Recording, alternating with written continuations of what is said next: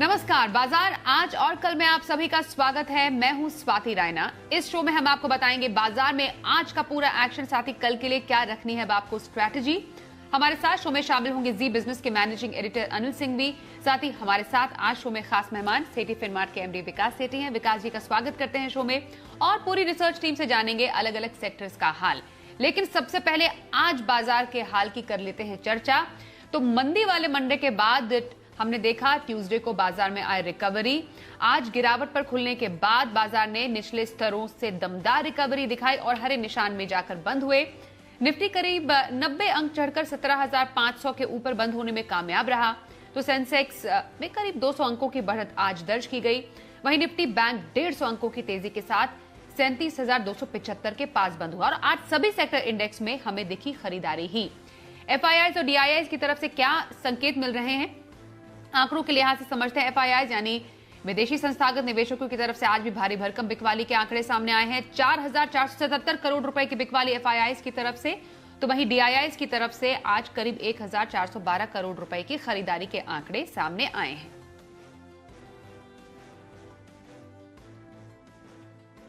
और editor stake में अनिल जी से समझते हैं बाजार में आई इस शानदार रिकवरी की वजह। आज का दिन भारतीय बाजारों के लिए बड़े एक्शन वाला दिन रहा। ढेर सारे संकेत थे, कुछ अच्छे तो कुछ कमजोर। पहले कमजोर संकेतों की बात करें।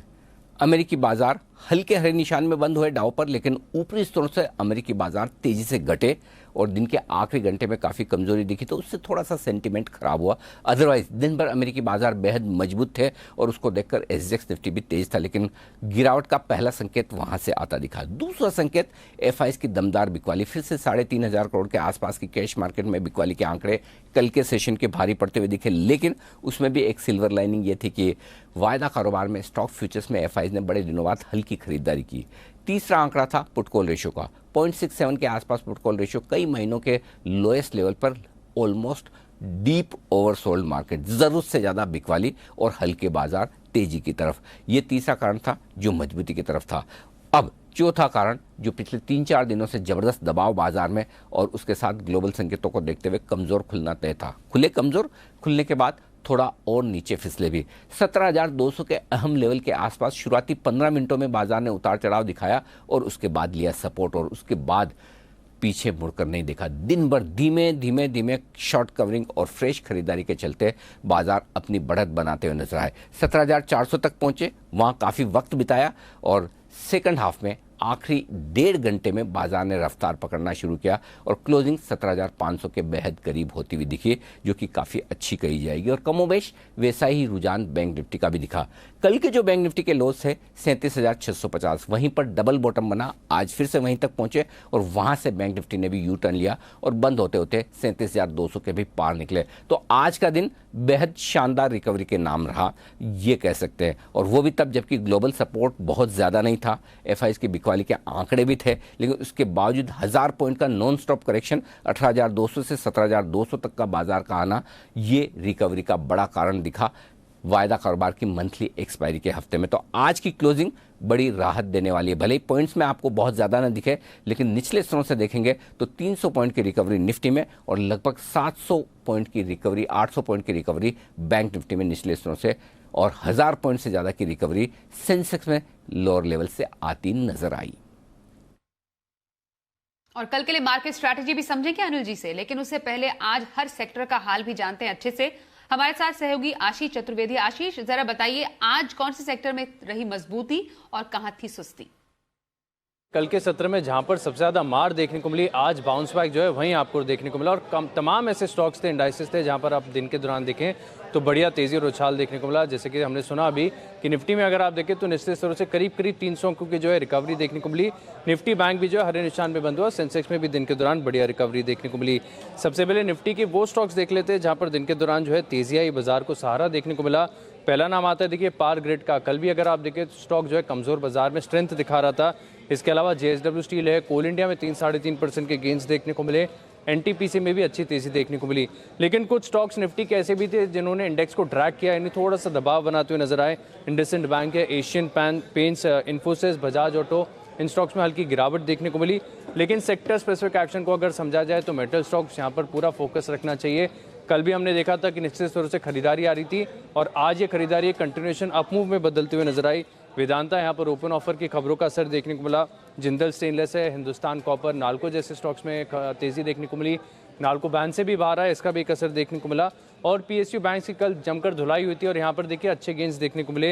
यूनियन बैंक, इंडियन बैंक कल 10% गिरा था, आज अच्छी रिकवरी यहाँ पर देखने को मिली। JNK बैंक है, बैंक ऑफ इंडिया, बढ़िया खरीदारी का रुझान देखने को मिला। रियल्टी स्टॉक्स की बात की जाए तो रेमंड यहाँ पर देखिए जो हमारी खास बातचीत हुई मैनेजमेंट के साथ, इसका एक असर देखने को मिला। इंडिया बुल्स रियल एस्टेट है, Mahindra life spaces, Phoenix mills में कल काफ़ी ज़्यादा गिरावट थी, यहाँ पर खरीदारी देखने को मिली। और फार्मा स्टॉक्स जो कि अब तक बाजार की तेज़ी में बिल्कुल पार्टिसिपेट नहीं कर रहे थे, आज यहाँ पर भी अगर आप देखें तो निश्चित तौर से शानदार खरीदारी आती हुई नजर आई। सबसे पहला नाम आता है ग्लेनमार्क फार्मा, दिन के दौरान 10% से ज़्यादा के गेंस यहाँ पर देखने को मिले।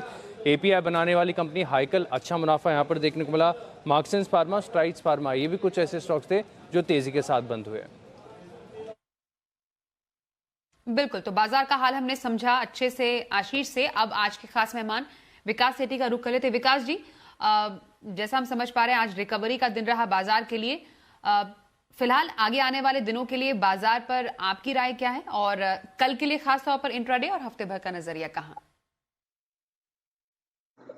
बिल्कुल स्वाति, जो आज का बाजार था खुलने में तो बाजार में एक अच्छी खासी गिरावट के साथ बाजार खुले और एक समय पे हम 17,200 के लोज भी देखे हमने बाजार पे और उसके बाद एक शानदार रिकवरी आई जो कि पूरे लॉस की भरपाई करते हुए हम 86-87 पॉइंट निफ्टी के ऊपर तेजी के साथ बंद हुए। और इसमें जो अहम योगदान था वो मेटल सेक्टर का था। जिस तरह से वेदांता में जो खबरें आई उसके बाद आज वेदांता में 7-8% की तेजी देखने को मिली और बाकी भी मेटल स्टॉक्स अच्छा कर रहे थे। फिर फार्मा और रियल्टी, ये दोनों स्पेस ने भी बहुत अच्छा किया और चुनिंदा ही शेयर थे निफ्टी में जिसमें गिरावट देखी गई, जैसे इंडसइंड बैंक है या आपके एशियन पेंट्स और इन्फोसिस, इनमें गिरावट देखी गई। बट ओवरऑल बाजार में एक बहुत ही अच्छी दमदार रिकवरी देखी गई और मुझे लगता है ये जो पिछले 5-7 दिनों की जो 1000 पॉइंट के आसपास की गिरावट बाजार में आई है निफ्टी के लेवल पे, वहां पे अब ये गिरावट खत्म होके मुझे लगता है बाजार में रहेगा, तो यहाँ पे खरीदारी करनी चाहिए इस बाजार में। बाकी कल के लिए जो मेरी प्रिफर्ड पिक रहेगी या जो कल का मेरा पिक रहेगा वो रहेगा IEX स्टॉक। आज 791 रुपए पे बंद हुआ है। मेरा इसमें कल का टारगेट 815 रुपए का, स्टॉप लॉस रखना 780 रुपए का। बहुत ही दमदार फंडामेंटल्स वाली कंपनी है। इस स्टॉक को मैंने पिछले साल दिवाली पे 180-190 रुपए के लेवल्स पे रिकमेंड किया हुआ और अब तो ये 800 के आसपास ट्रेड कर रहा है। बट मुझे लगता है इस स्टॉक में खबरें हैं, पॉजिटिव है। कल से ये अपने एक्सचेंजेस पे रिन्यूएबल जो सर्टिफिकेट्स है उनकी ट्रेडिंग शुरू कर रहा है वापस से, वो एक बड़ा पॉजिटिव है। फिर ये स्टॉक ने ऑलरेडी, इस कंपनी ने 2:1 का बोनस डिक्लेयर करके रखा हुआ है जो कि 3 दिसंबर को इसकी एक्स बोनस होने की डेट है। मुझे लगता है उसके पहले हलचल रहनी चाहिए इस स्टॉक में भी। बाकी फंडामेंटल्स दमदार है, तो इस स्टॉक में कल के लिए खरीदारी करने की सलाह with target of 815 and stop loss of 780। और जहां तक मेरी पोजिशनल पिक का सवाल है, एक टेक्सटाइल स्टॉक को आज मैंने पिक किया है। ये सेक्टर मेरा एक पसंदीदा सेक्टर रहा है जहां से मैंने कई सारे स्टॉक्स निचले लेवल्स पे रिकमेंड किए। स्टॉक का नाम है सुतलज टेक्सटाइल जो कि आज 83-84 रुपए के आसपास बंद हुआ है। इसमें पोजिशनली टारगेट है 100 रुपए का, स्टॉप लॉस रखना है 75 रुपए का।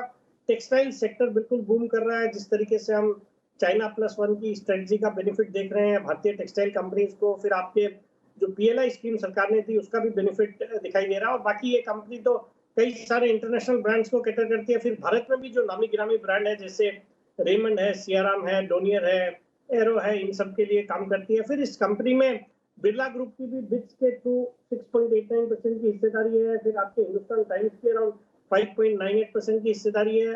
सितंबर तिमाही के नतीजे बहुत ही दमदार थे। 41 करोड़ का पैट था जो कि जून क्वार्टर में 20 करोड़ का था। मुझे लगता है इस स्टॉक को इन लेवल्स पे खरीदे। 100 रुपए का टारगेट है positionally, stop loss 75।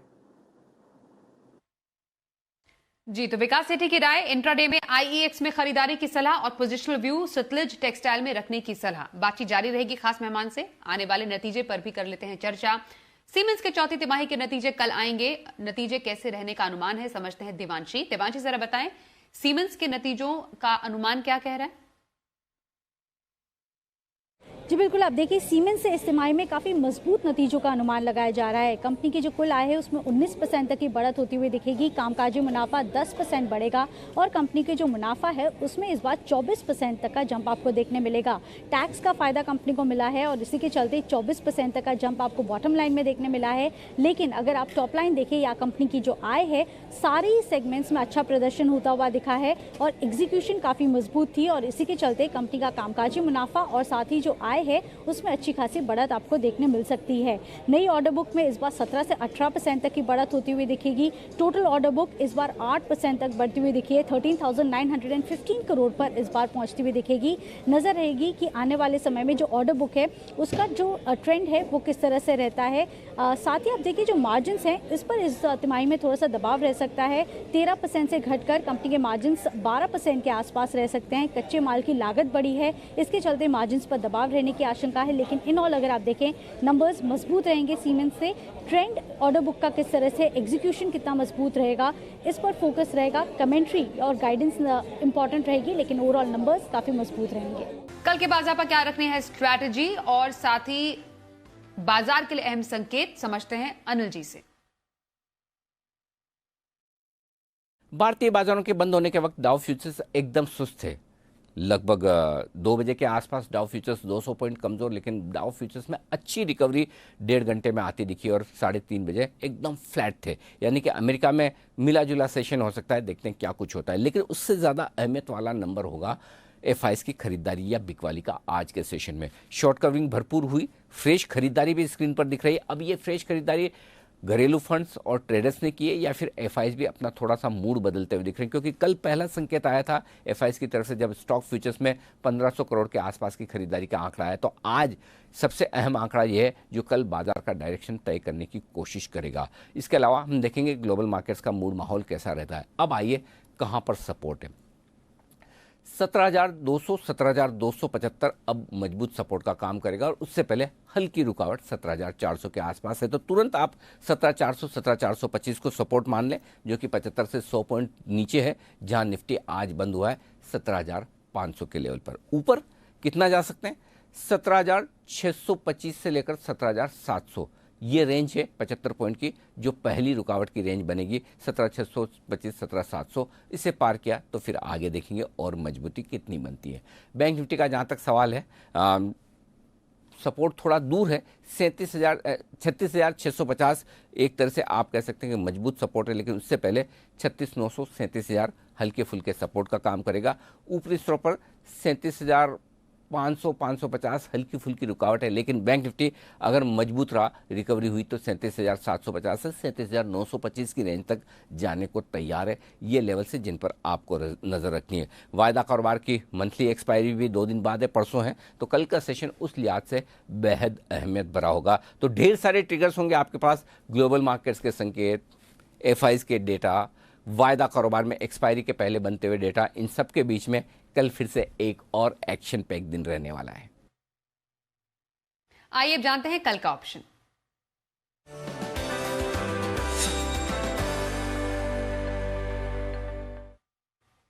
Axis securities के राजेश पालवी हमारे साथ हैं। राजेश जी, बहुत स्वागत है। कल के लिए कहां रखी जाए ऑप्शन स्ट्रैटेजी? या गुड इवनिंग।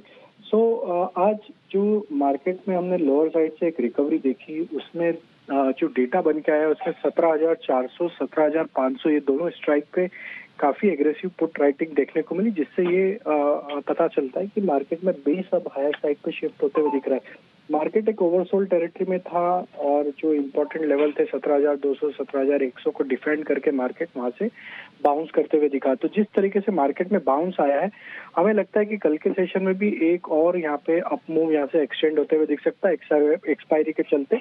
तो यहाँ पे 17,500 का कॉल ऑप्शन बाय करने की सलाह देंगे, जो कि 81 रुपीज के आसपास क्लोज हुआ है। इसमें 55 रुपए के आसपास का स्टॉप लॉस रखेंगे और 120 रुपए तक के टारगेट हम एक्सपेक्ट करें कि कल तक आते हुए दिख सकते हैं। तो 17,500 का कॉल ऑप्शन बाय करके तेजी करने की सलाह रहेगी कल के सेशन के लिए। स्टॉक स्पेसिफिक बात करें तो आज के सेशन में टाटा पावर में जिस तरीके से मूव आया है और इतनी वॉलेटाइल मार्केट में भी स्टॉक अपने 20 डे मूविंग एवरेज के पास से सपोर्ट लेके जो बाउंस दिया है, तो हमें लगता है टाटा पावर में कल भी एक अच्छा अप मूव एक्सटेंड होते हुए दिख सकता है। 248 से 250 तक के अपसाइड के टारगेट हम एक्सपेक्ट करें टाटा पावर में कल आते हुए दिख सकते हैं। 233 के स्टॉप लॉस से टाटा पावर भी बाय किया जा सकता है। बहुत शुक्रिया राजेश जी ऑप्शन स्ट्रैटेजी कल के लिए देने के लिए। आगे बढ़ते हैं, विकास जी आपके पास आ रहे हैं और जानेंगे लॉन्ग टर्म स्ट्रैटेजी के लिए कौन सी पिक।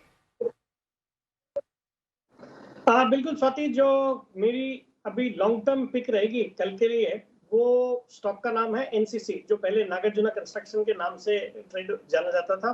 77 रुपए के आसपास आज बंद हुआ है ये स्टॉक। मेरा इसमें 9 से 12 महीने का टारगेट है 110 रुपए का। एक बहुत ही सॉलिड फंडामेंटल्स वाली इंफ्रास्ट्रक्चर कंपनी है, ईपीसी प्रोजेक्ट्स भी लेती है। बाकी एक सॉलिड दमदार 35,000 करोड़ की ऑर्डर बुक है, जिसके कारण से रेवेन्यू विजिबिलिटी बहुत ही अच्छी है। फिर इस कंपनी में नामी गिरामी निवेशक भारतीय बाजार के राकेश झुंझुनवाला जी की करीबन 12.84% हिस्सेदारी है और उन्होंने अपनी हिस्सेदारी भी बढ़ाई है और प्रोमोटर्स ने भी अपनी हाल ही में हिस्सेदारी बढ़ाई है, जो कि एक बड़ा पॉजिटिव है। फिर एक इंफ्रास्ट्रक्चर कंपनी होने के बावजूद एक लो डेट कंपनी है, डेट इक्विटी रेशियो मैनेजेबल है, अच्छी क्वालिटी की बैलेंस शीट है और जिस तरह से सरकार का फोकस है इंफ्रास्ट्रक्चर के ऊपर, फिर सरकार ने ऑलरेडी नेशनल इंफ्रास्ट्रक्चर पाइपलाइन का अनाउंसमेंट किया हुआ जिसके अंतर्गत 105 लाख करोड़ इस सेक्टर में निवेश करेगी आने वाले कुछ सालों में। तो मुझे लगता है ये स्टॉक यहाँ से कमाल करना चाहिए। मेरा इसमें 9 से 12 महीने का कंजर्वेटिव टारगेट है 110 रुपए का, तो खरीदारी करने की सलाह। लॉन्ग टर्म खरीदारी के लिए एनसीसी में खरीदारी का सुझाव विकास सेठी का। विकास जी बहुत शुक्रिया, आप हमारे साथ आज के शो में शामिल हुए। तो आज के लिए इस एपिसोड में बस इतना ही।